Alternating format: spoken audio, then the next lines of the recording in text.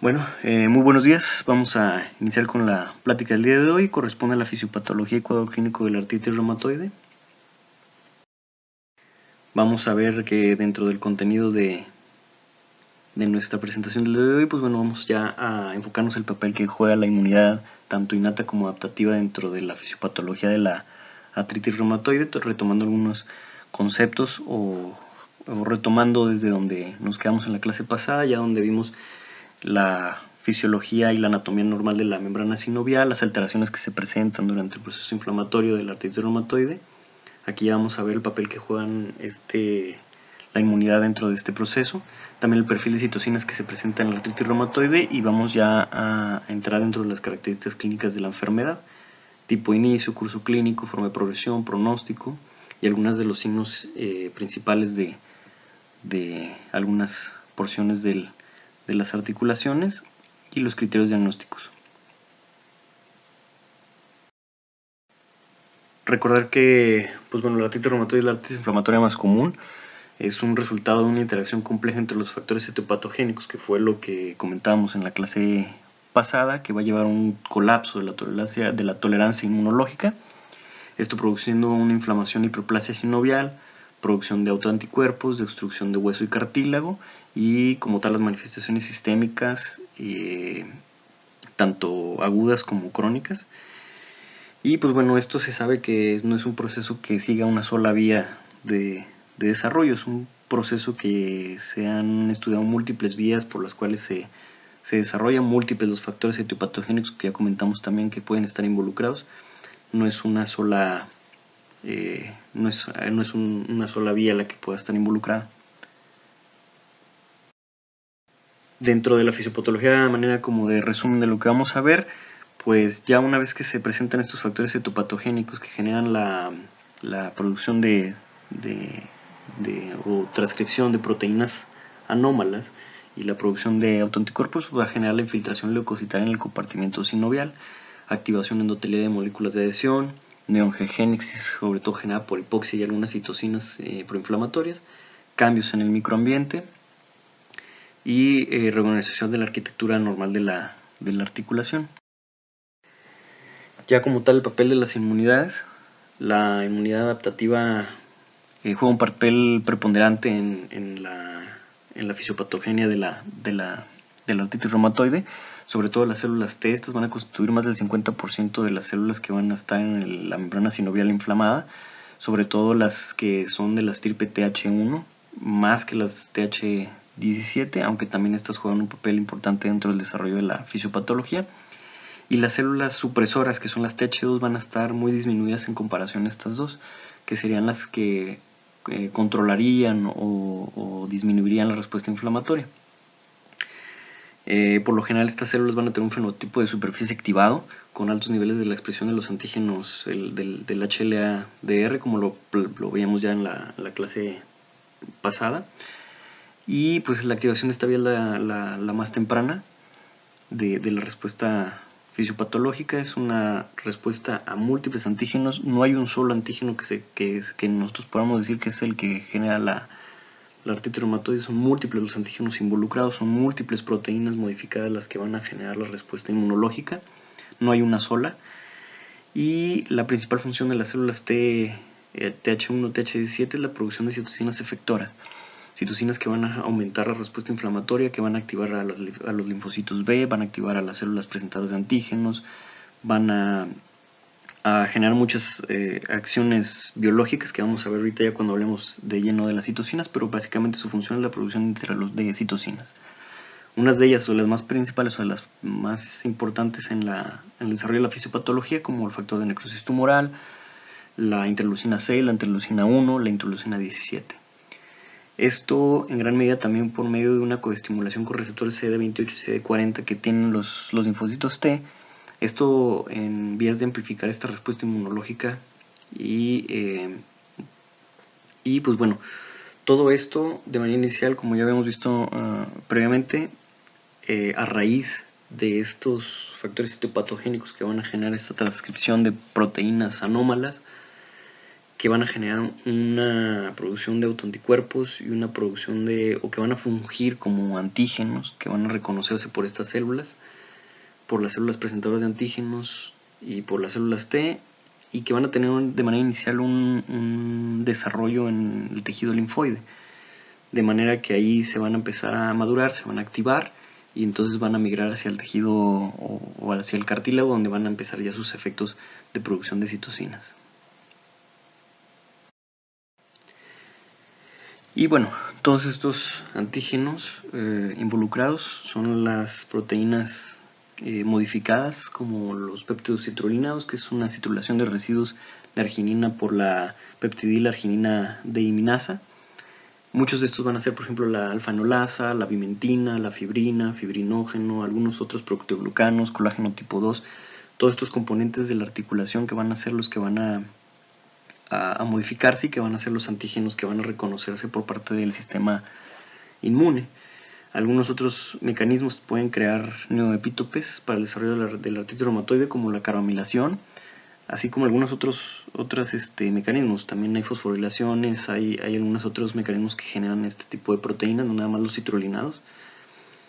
Y bueno, la producción de los autoanticuerpos, como las inmunoglobulinas, que son los factores reumatoides, que son reconocidos por linfocitos T circulantes y que van a generar o iniciar esta respuesta inflamatoria. Hay algunos otros antígenos que pueden generar esta respuesta o este reconocimiento por linfocitos T, como el antígeno articular de glucoproteína 39, la cual también juega un papel importante en el desarrollo de la fisiopatología de la artritis reumatoide. La otra parte de la inmunidad adaptativa, que son los linfocitos B, estos van a corresponder a menos del 5% de las células implicadas en la fisiopatología, aunque su papel es sumamente importante, sobre todo por la inmunidad humoral, por la producción de autoanticuerpos, sobre todo por los factores reumatoides y los anticuerpos anticitrulinados, los anticuerpos contra proteínas citrulinadas, entre algunos otros anticuerpos. No nada más son estos los únicos que juegan un papel en la artritis reumatoide, son muchos los autoanticuerpos que están implicados, y no nada más es su función como productores de autoanticuerpos, sino como una célula presentadora de antígenos también hacia las células T, que van a aumentar aún más esta respuesta inflamatoria. Por lo general estos van a ser activados por interleucinas como la interleucina 10, esta es una de las más importantes, aunque hay algunas otras como interleucina 6, la interleucina April, el VLIS. Todas estas van a activar los linfocitos T para madurar hacia células plasmáticas y entonces ya producir autoanticuerpos. Estos autoanticuerpos, como les dije, son varios. Hay algunos como los anticuerpos antiproteína citrulinada. Estos van a tener una unión a epítopos de la filagrina que contienen citrulina. Van a activar la vía clásica y alterna del complemento, y también van a potenciar la actividad de los osteoclastos. También van a estar implicados en el proceso de destrucción o de erosión del hueso subcondral. Están otros como los anticuerpos antipéptido carbamilatado. Estos van a reconocer precisamente proteínas carbamilatadas como la lisina, y por lo general estos son pacientes que van a ser anti-CCP negativos. Y los otros, que son los factores reumatoides, que van a activar la vía del complemento por la vía clásica, IgG-GM son los más abundantes, y pues hay un aumento de la avidez por la fracción C de la IgG en la artritis reumatoide por parte de los linfocitos T, que van a tener una reactividad importante, como lo veíamos previamente a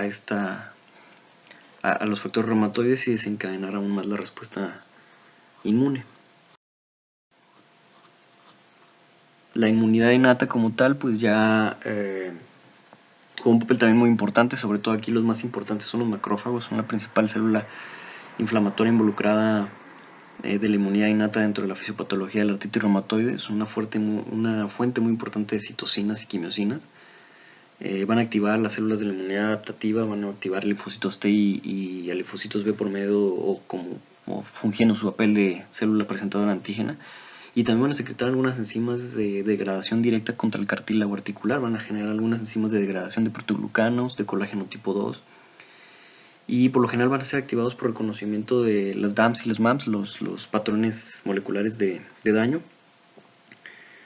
y esto por medio de su receptor tipo TOL, que va a ser el que va a reconocer estos patrones y activarse.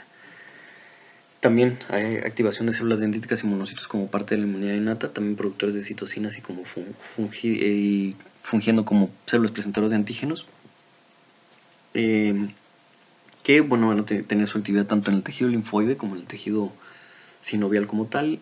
Y aquí los neutrófilos juegan un papel menos preponderante. Estos están sobre todo no tanto en la membrana sinovial, sino en la cavidad articular, van a estar en el líquido sinovial y pues van a encargarse de producir enzimas de degradación e interleucinas.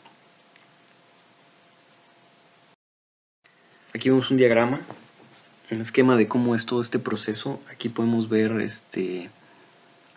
cómo en el tejido linfático se inicia esta presentación de antígenos, el reconocimiento de los autoantígenos extraños, que son todas estas proteínas citrulinadas, proteínas carbamiladas, proteínas modificadas por la etiopatogenia previamente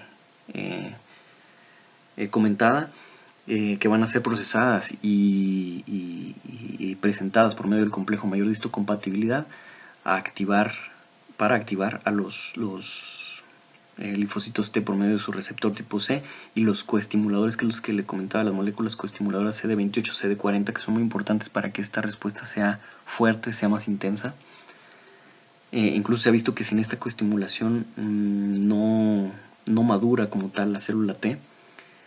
Esta célula T ya activa y madura, que ya puede ser tanto un TH1 como un TH17, van a iniciar la producción de algunas citocinas, entre ellas las primeras o las que se presentan de manera inicial sobre todo son el interferón gamma y la interleucina 17. Esto a favor de activar a los macrófagos ya en el tejido sinovial, y también su función de activar a las células B para su maduración a células plasmáticas y la producción ya de los autoanticuerpos, dentro de los cuales pues aquí se presentan por ejemplo los antipéptidos citrulinados y el factor reumatoide, los factores reumatoides.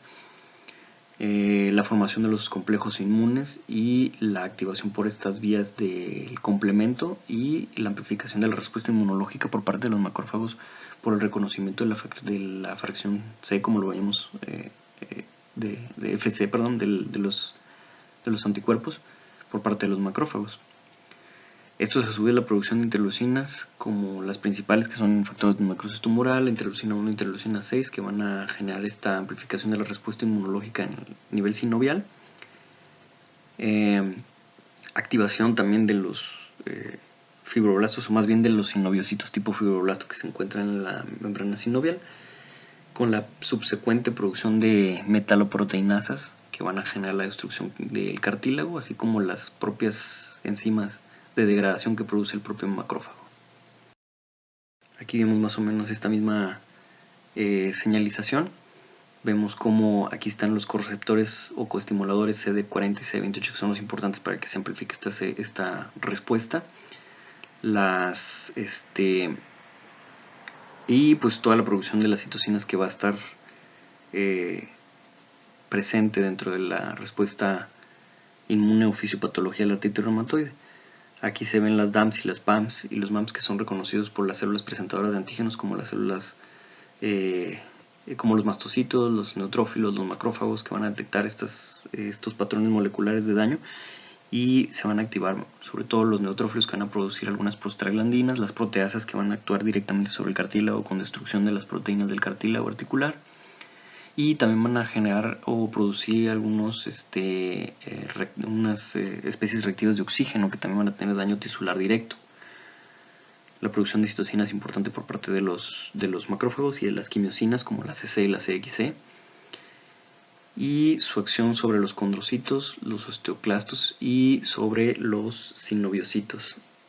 Eso ahorita lo vemos con un poquito más de detalle. También la producción la activación de las células de los mastocitos, que va a generar la producción de aminas vasoactivas, de ácido araquidónico, de algunos metabolitos propios de la célula, proteasas que actúan directamente sobre la destrucción de cartílago y algunas otras citocinas.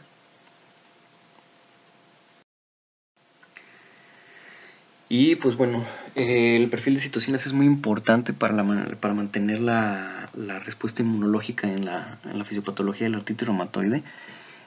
Básicamente se crea un microambiente de citocinas dentro de la membrana sinovial o de la articulación en general, que va a generar esta amplificación de la respuesta inmunológica y todos los efectos biológicos que tienen estas citocinas. Van a generar una comunicación parácrina y autócrina que van a perpetuar este proceso fisiopatológico.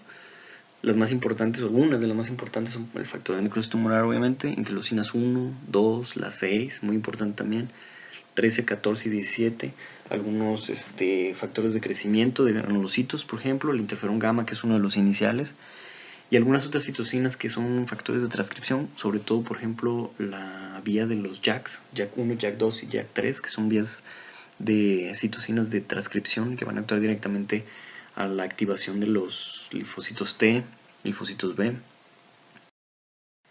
Y bueno, aquí vemos algunas de las acciones biológicas de las principales citocinas, por ejemplo el factor de necrosis tumoral alfa, que tiene actividad hacia los leucocitos, también activación de las células endoteliales, que vamos a ver ahorita más adelante, activar a los fibroblastos sinoviales, a los sinoviocitos tipo fibroblastos, inducir la producción de citocinas, quimiosinas, moléculas de adhesión celular, enzimas de degradación de la matriz extracelular, acá muy importante que son puntos claves de algunos medicamentos que están enfocados a frenar esta respuesta inflamatoria a nivel articular. También, al igual que la interleucina 1 y la interleucina 6, que ya también tienen medicamentos aprobados para su bloqueo, que básicamente tienen funciones muy similares al factor de necrosis tumoral en cuanto a la activación y maduración de los linfocitos T, linfocitos B, sobre todo aquí también la interleucina 6, que está involucrada también en la diferenciación de los linfocitos B, la interleucina 1 también, que está también involucrada en la activación de los osteoclastos. Algunas otras, como la interleucina 17A y 17F, que son que tienen una acción sobre los condrocitos y sobre los fibroblastos sinoviales, y los osteoclastos, que tienen una importancia sobre todo a nivel de la erosión y de la destrucción ósea y cartilaginosa. Algunos otros interleucinas.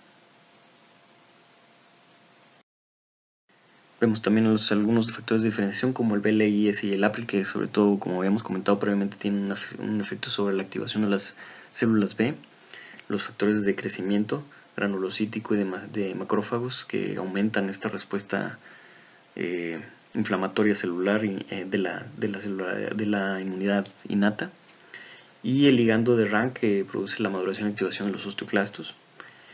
Y los otros, que son también muy importantes, como las moléculas de señalización intracelular y los factores de transcripción, como los JAK, JAK1, JAK2, JAK3, el SIC, el P3K, el BTK, el factor de necrosis kappa-B, también muy importante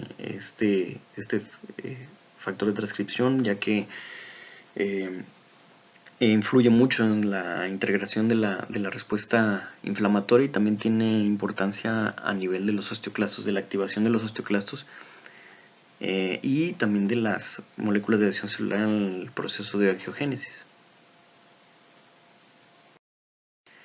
Aquí vemos un esquema en donde se resume todo este proceso, desde la patobiología de la articulación, que es lo que veíamos de manera inicial, donde se ve cómo la mayoría de las células están a nivel de la membrana sinovial, un engrosamiento de las capas celulares en la membrana sinovial, al contrario de como debería ser normalmente. La infiltración de neutrófilos, que preponderantemente van a estar dentro de la cavidad del líquido sinovial.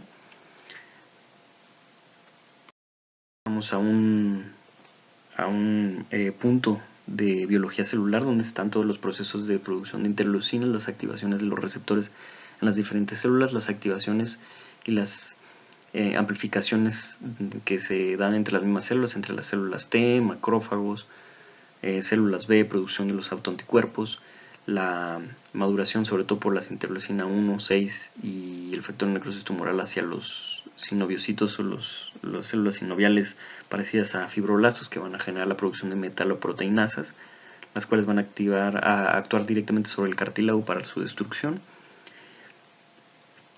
Y el factor o el ligando de RAN que va a activar a los osteoclastos. Y esto ya es enfocado en la biología molecular, sobre todo las vías de señalización que son las que teníamos y que habíamos marcado previamente, como el factor de necrosis kappa beta, la vía de señalización de las JAK, la de SIC, la del P13K, el MAPK también. Todas estas son vías de transcripción que generan modificaciones a nivel ya de biología molecular, y que a final de cuentas su acción biológica es la activación de los linfocitos T, amplificación de la respuesta inflamatoria, también la producción de citocinas y la producción de inmunoglobulinas también por parte de las células B. Otro proceso importante dentro de la fisiopatología de la artritis reumatoide es la angiogénesis y reclutamiento celular. Esto también muy dado o estimulado por las zonas de hipoxia que se encuentran en la membrana sinovial. Básicamente pues la formación de nuevos vasos sanguíneos sinoviales. Y esto va a generar un trasudado de migración de los linfocitos desde el interior de los vasos hacia el espacio sinovial, hacia el líquido sinovial o la membrana sinovial, tanto linfocitos como polimorfonucleares.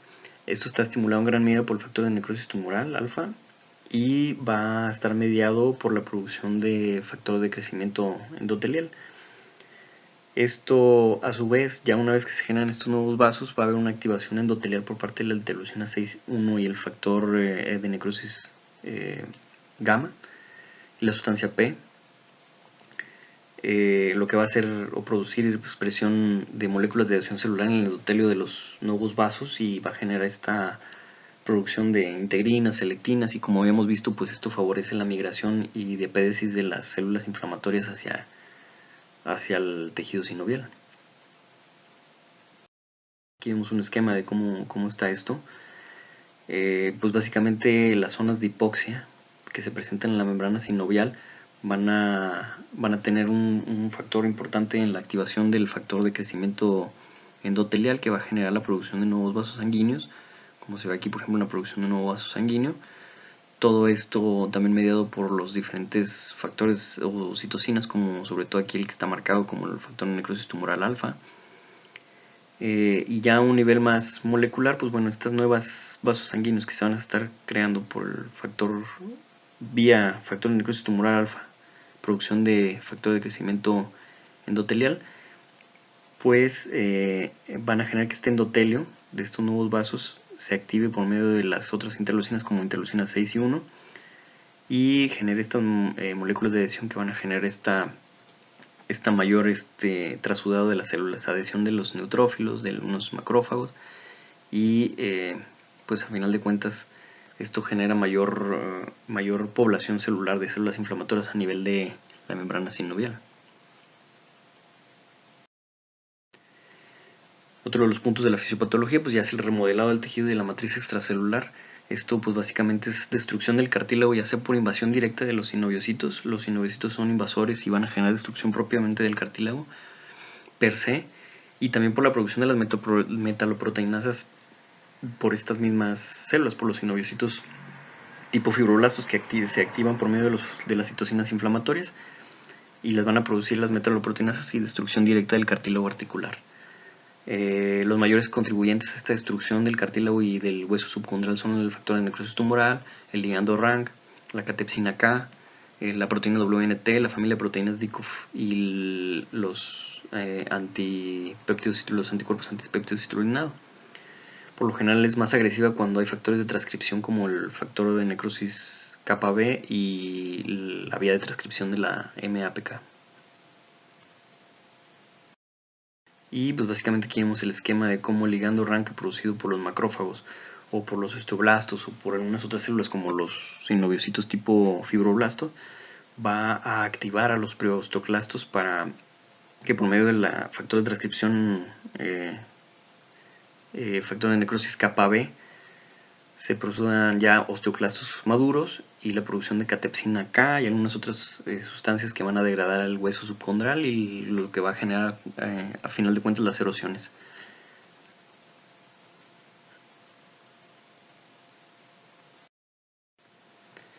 Y como veníamos platicando previamente, recordar que la artritis reumatoide es una enfermedad inflamatoria sistémica, no es propiamente articular. Si bien la articulación es uno de sus puntos críticos, el microambiente de interleucinas que se genera a partir de esa de toda la respuesta fisiopatológica a nivel articular tiene efectos sobre el resto de los órganos. Por ejemplo, los complejos inmunes, la interleucina C, el factor de necrosis tumoral alfa, acción sobre los vasos sanguíneos, sobre el sistema cardiovascular, generando aterogénesis, infarto al miocardio, eventos cardiovasculares, evento cerebral vascular, perdón, a nivel de hueso, a nivel también de la resistencia a la insulina, a nivel de tejido graso, a nivel hepático, a nivel renal. Este microambiente de citocinas inflamatorias y de inflamación sistémica va a generar los efectos a nivel sistémico.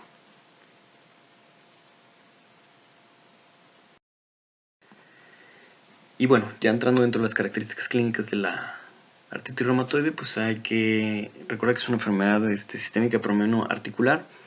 La presentación clínica por lo general es simétrica. Hablando de simétrica, no se refiere que precisamente sea exactamente la misma articulación, sino que sea la misma porción involucrada, es decir, puede ser la primera, que diga la segunda metacarpofalángica de mano derecha y la tercera metacarpofalángica de la izquierda. Mientras sea la misma porción se pudiera considerar como simetría. Es una enfermedad que su curso natural lleva a la destrucción articular y a la discapacidad. Si no se lleva un control de la enfermedad, si no se toma tratamiento, pues este es el final de la enfermedad. Destrucción de la articulación en todos sus componentes, tanto cápsula, membrana sinovial, cartílago articular, hueso subcondral, músculos, ligamentos, toda la destrucción de la articulación como tal, y la deja ya sin función como tal. Usualmente progresa desde la periferia. La característica de progresión de la artritis reumatoide es que inicia en articulaciones pequeñas periféricas y conforme va progresando la enfermedad, las manifestaciones se van a ir hacia las articulaciones grandes y con una distribución hacia proximal, de distal a proximal. Por lo general lleva discapacidad locomotora en pacientes que no logran un adecuado control inicial. En un periodo de 10 a 20 años pueden llegar a una discapacidad total. La presentación inicial de la artritis reumatoide, hay diferentes presentaciones. La típica, por lo general se conoce también como insidiosa y se presenta hasta en un 55-65% de los pacientes. Esta es la típica presentación de la enfermedad, con dolor, rigidez matutina, el aumento de volumen, la inflamación propia de las articulaciones, que sobre todo va a ser a nivel de metacarpofalángicas, interfalángicas proximales, muñeca y metatarsofalángicas, que son las principales que se afectan de manera inicial. Una artritis inflamatoria, dolor y una afección inflamatoria a nivel de estas articulaciones, y que va a tener un curso de meses, de varias semanas a varios meses de presentar hasta que se presenta ya como tal. La otra tipo de presentación es la aguda o intermedia, que es una presentación rara del 8 al 15%. También se le conoce como artritis explosiva.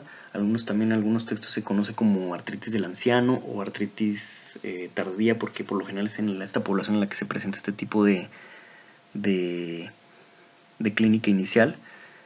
Incluso a veces se presenta como una urgencia, puede presentarse tanto como una monoartritis como una poliartritis.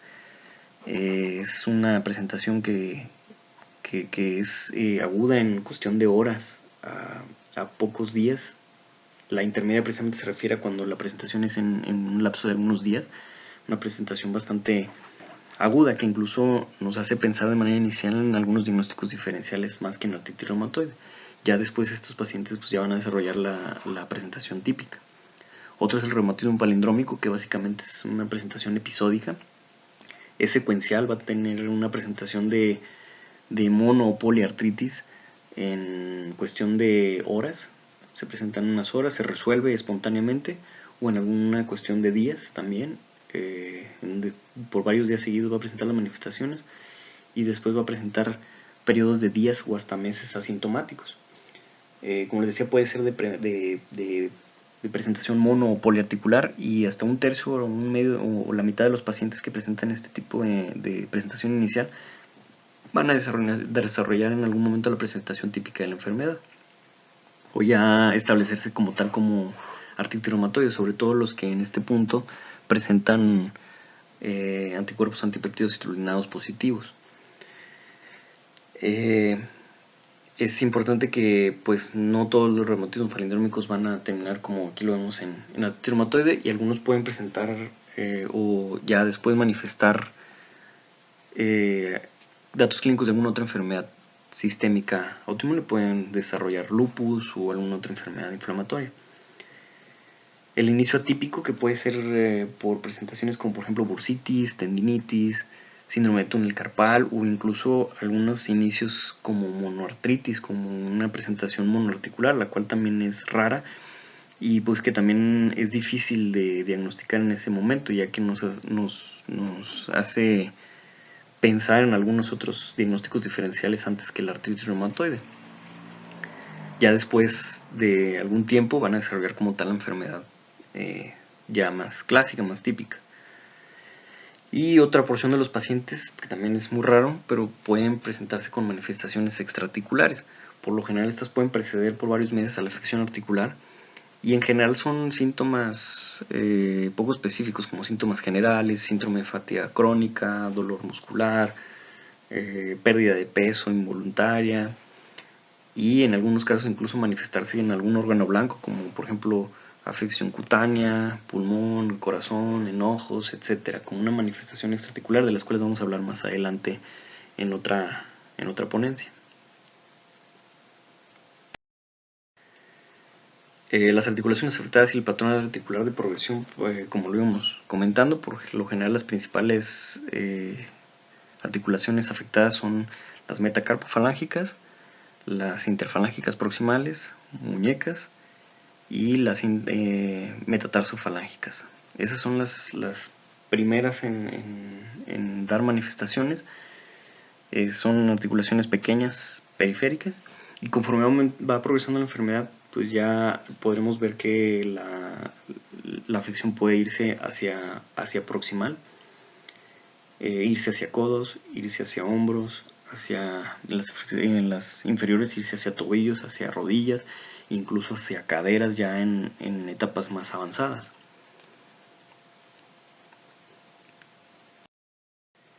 Y ya viendo cada porción, pues por ejemplo en la columna cervical se va a ver afectada hasta un 80% de los pacientes con artritis reumatoide de larga evolución.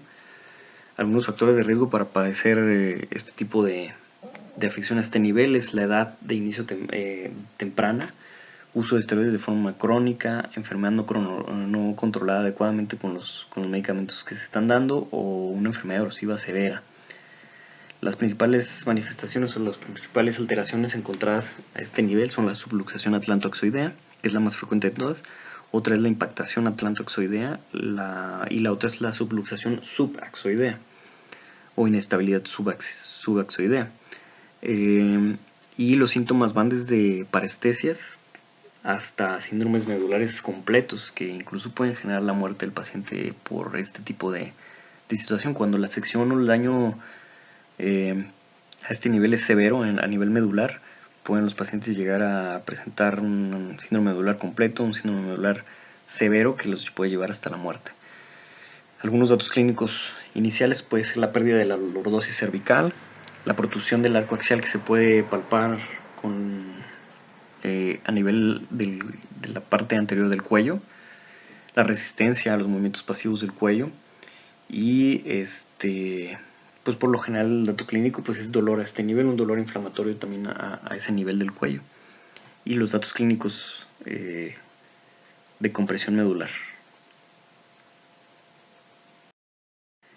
En hombro no es un lugar en donde se presente de manera común la artritis reumatoide. Como vimos, es ya un punto de presentación tardía de la enfermedad. Por lo general se presenta como un hombro congelado, un hombro en el que los movimientos son muy limitados, todos los movimientos o los arcos de movimiento están limitados, por eso se conoce como un hombro congelado. Podemos nosotros identificar derrames articulares y sinovites a nivel sobre todo de la cabeza glenoidea, a nivel de la cabeza de la clavícula. Por lo general también se pueden asociar a lesiones del manguito de los rotadores. Y pues por lo general ya se trata de pacientes con edad avanzada o que ya tienen la enfermedad bastante avanzada y que incluso se puede contraponer pues sí, contraponer con alguna otra patología, como una patología mecánica. El codo también es una progresión ya no es de comúnmente un sitio de daño articular de la artritis reumatoide, sobre todo de manera inicial. Por lo general lo que podemos nosotros encontrar en el codo es sinovitis con derrame articular que se puede palpar en la articulación, la limitación a la flexión del codo, a los movimientos activos y pasivos. También podemos encontrar manifestaciones de compresiones nerviosas, como por ejemplo la compresión del nervio cubital con distesias en cuarto y quinto dedos. Podemos encontrar bursitis del olecranon, y es un sitio común de nódulos subcutáneos reumatoideos. Eso es importante, ya que podemos aquí nosotros identificar los nódulos, los cuales, como vamos a ver más adelante, son importantes para pronóstico, hablan de mal pronóstico. Y bueno, la mano y la muñeca, que son unos puntos importantes de afección articular en cuanto a la artritis reumatoide, son unos puntos en donde se presentan los datos clínicos iniciales de la artritis reumatoide. Hay muchos signos o características clínicas en la mano y la muñeca que podemos identificar. Sobre todo el involucro predominante de las metacarpofalángicas, de las interfalángicas proximales y de la muñeca. Algunos signos aquí puede ser, por ejemplo, la mano un guante de boxeo, donde hay una inflamación generalizada de la mano que va a generar esta imagen de la mano abultada de manera generalizada, que genera la imagen como de un guante completamente hinchada. La deformidad en zigzag, que básicamente es una desviación cubital de las metacarpofalángicas con desviación radial de la muñeca.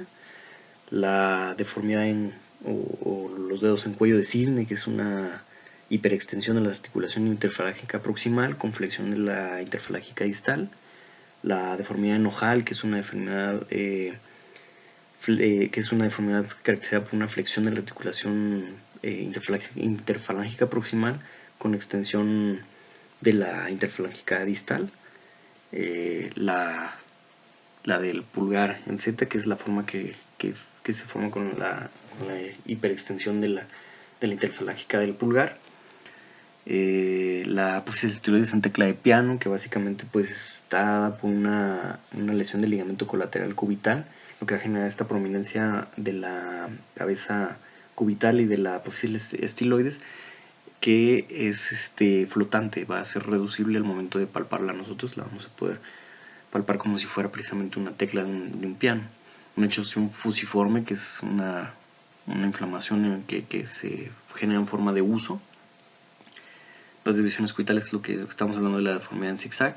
Los dedos en martillo o en garra, sobre todo más bien en martillo, que es prácticamente una flexión de la interfalángica distal sin alteración en la proximal.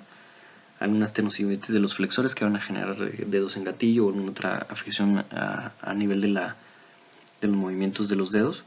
La subluxación palmar de las metacarpofalángicas, la subluxación de la muñeca, los síndromes de atrapamiento de nervios también, como síndrome de túnel carpal, sobre todo cuando hay también nódulos o quistes generados por la artritis reumatoide, sobre todo los nódulos reumatoides que pueden generar a veces estos síndromes de atrapamiento de nervios y los nódulos reumatoides como tal.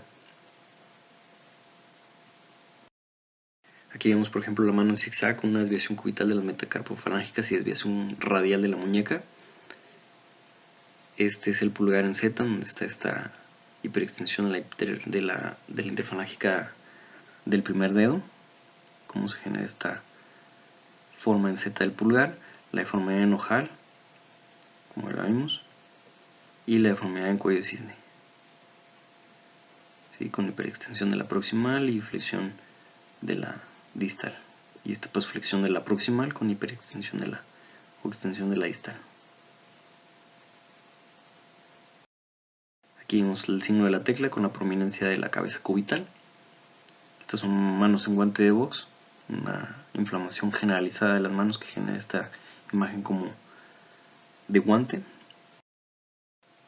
Los nódulos reumatoideos, que podemos ver tanto en mano como ya hemos visto también en codo, asociados a mal pronóstico y que pueden involucrar los nódulos, depende de dónde están, la afección a algunos tendones o atrapamientos nerviosos. Igual la hinchazón fusional, que es esta forma de uso que se genera, esta inflamación en las interfalángicas proximales que genera en forma de uso. Los dedos en martillo con la flexión de la interfalángica distal y lo que hablábamos de los nódulos que generan a veces algunos atrapamientos de tendones, por ejemplo aquí el dedo en gatillo.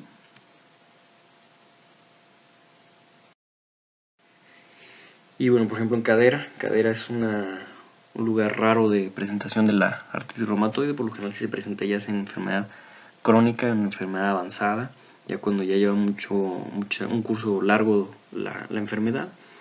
Se manifiesta sobre todo como dolor en las ingles o en los glúteos, o en algunos casos un dolor referido al resto de la extremidad, puede ser incluso un dolor referido hacia rodilla. Está caracterizado por una inestabilidad de la articulación. Como ya sabemos, en la artritis reumatoide hay una disminución del espacio articular simétrico y pues en estos casos puede incluso llegar hasta una protusión acetabular por la inestabilidad del hueso, ya por la erosión y la destrucción del cartílago y el hueso subcondral.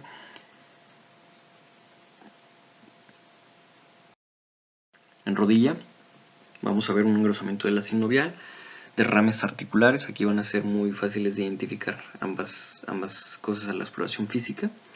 Va a haber una limitación de los arcos de movimiento, sobre todo la flexión va a estar limitada. Va a haber la presencia en algunos casos de quistes de Becker en las fosas popliteas. Podemos ver también atrofia de los cuádriceps y genu valgus o genu varus, dependiendo de la afección. Incluso también pues bueno, los datos clínicos de inflamación, ¿verdad? De dolor, calor, etcétera. A nivel de los pies es otro de los puntos donde se ven las manifestaciones iniciales de la artritis reumatoide, sobre todo en las metatarsofalángicas. Aquí podemos ver los dedos en garra y los dedos en martillo. Aquí vemos como los dedos en garra es una flexión de la interfalángica proximal, y en el dedo en martillo es una hiperextensión de la interfalángica proximal de la metatarsofalángicas con una hiperextensión de la interfalángica. Otras de las características son, por ejemplo, la subluxación plantar de las metacarpofalángicas, que van a generar esta manifestación a nivel plantar, que pueden generar incluso callos, y es un punto de presión importante que incluso puede llegar a ulcerarse, y también obviamente dificultar la deambulación. También pues el alus valgus, una característica también de la artritis reumatoide a nivel de los pies. Y aquí vemos más o menos las características del alus valgus, el dedo en martillo e incluso un nódulo reumatoideo. Igual, dedos en martillo con el alus valgus.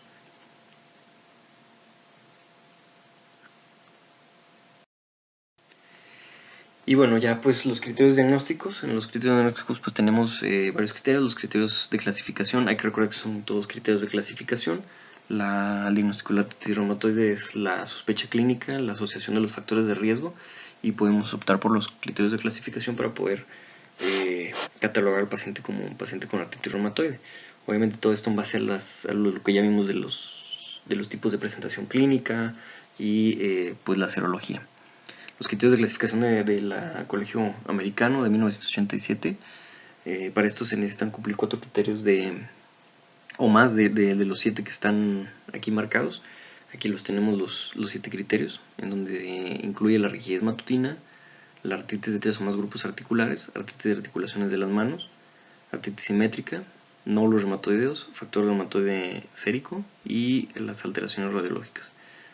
dentro de las cuales estaban las erosiones, la osteoporosis juxtaarticular clara y definida en articulaciones afectadas.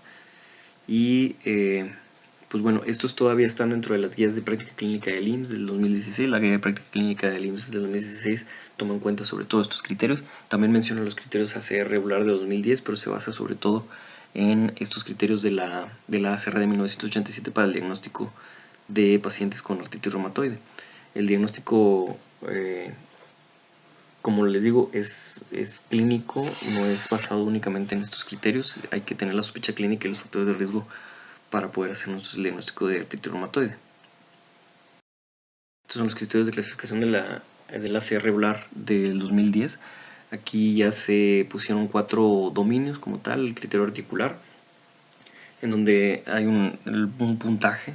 Este puntaje debe ser de 6 o más para poder nosotros clasificar como artritis reumatoide definitiva y confirmar sinovitis en al menos una articulación, excluyendo alguna otra posible causa de esta sinovitis a la exploración física.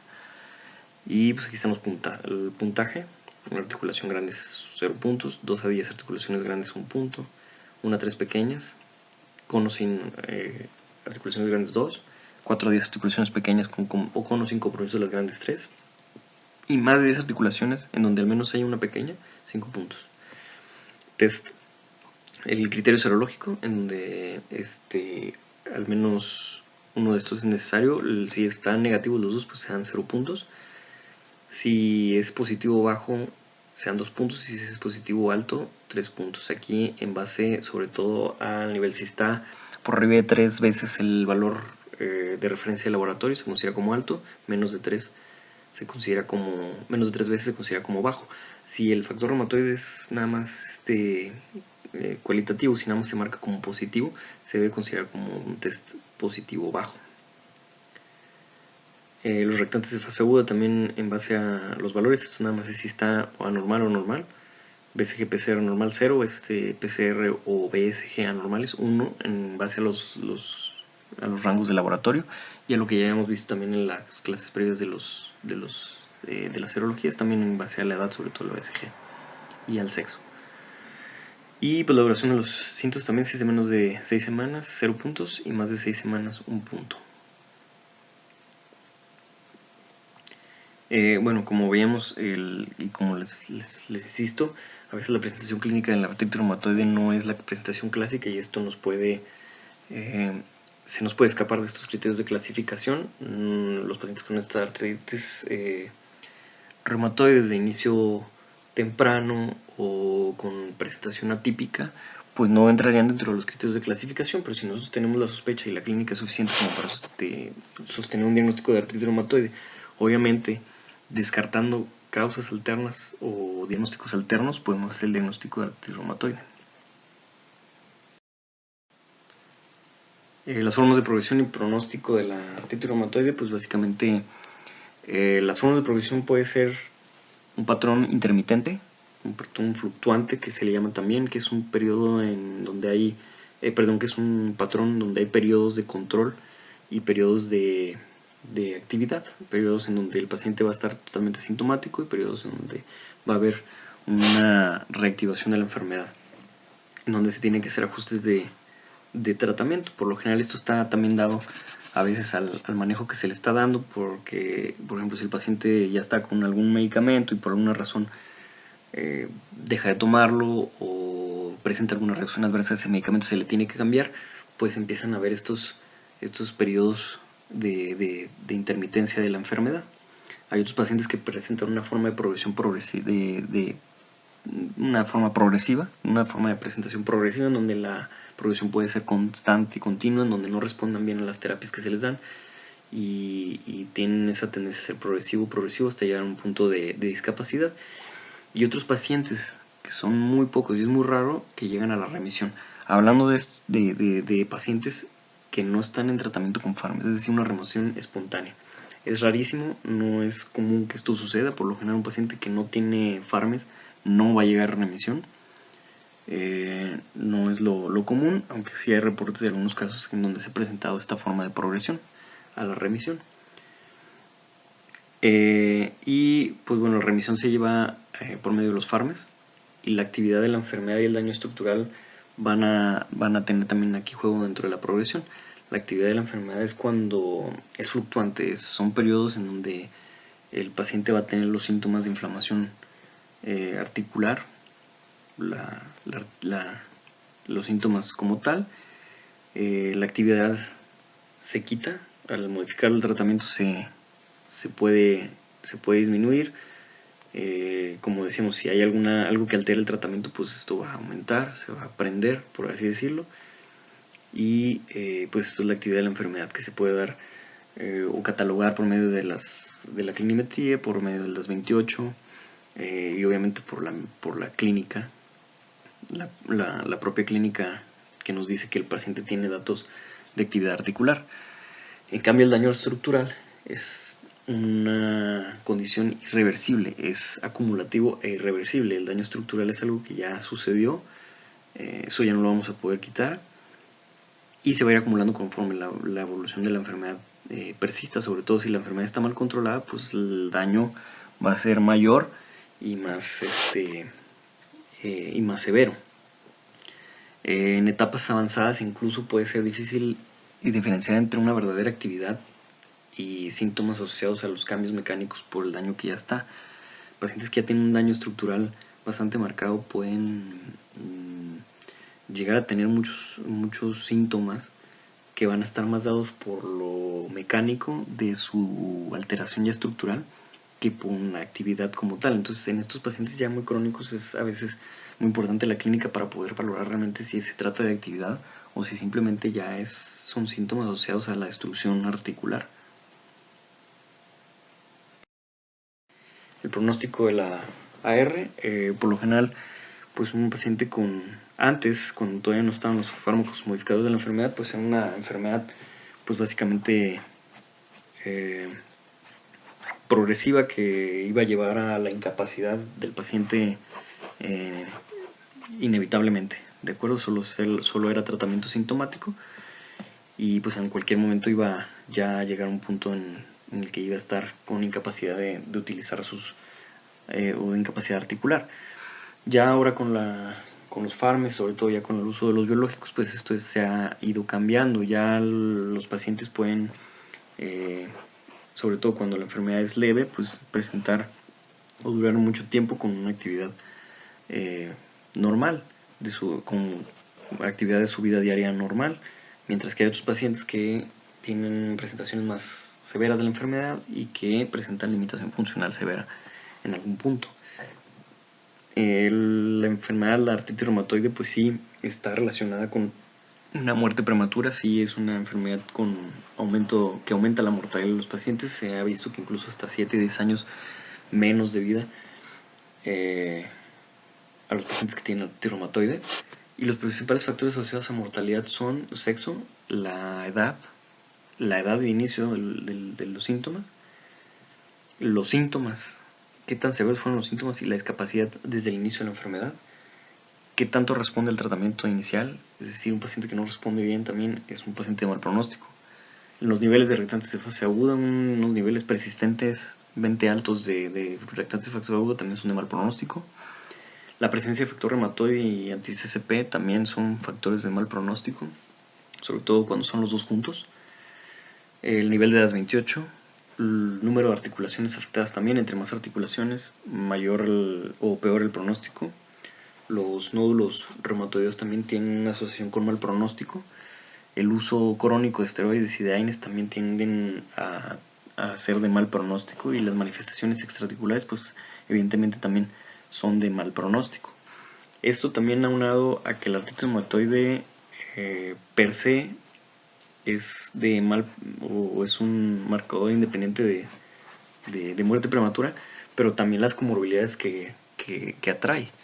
La artritis reumatoide por lo general tiene un aumento de la mortalidad por las comorbilidades, como son las infecciones, tanto por la misma enfermedad como por los medicamentos que se utilizan, la enfermedad renal crónica, las enfermedades cardiovasculares a las cuales está muy asociado, y que en realidad esta es la principal causa de muerte en los pacientes con artritis reumatoide, las enfermedades cardiovasculares.